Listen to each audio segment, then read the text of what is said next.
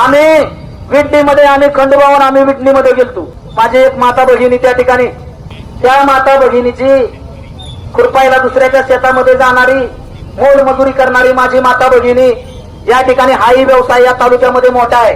छोटं कालवड त्या ठिकाणी खरेदी करायचं, त्याला मोठं करायचं, विकायचं आणि त्याच्या माध्यमातून आपली पोरं बाळ संसार चालवायचा असाही व्यवसाय या तालुक्यामध्ये मोठा आहे.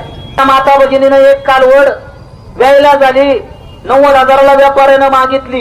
1 लाखाला तिला म्हणणं होतं 1,01,000 करा, लाखाला शिर्डी लावा आणि ती गाय केली पाहिजे अशी त्या माता भगिनीची मागणी होती.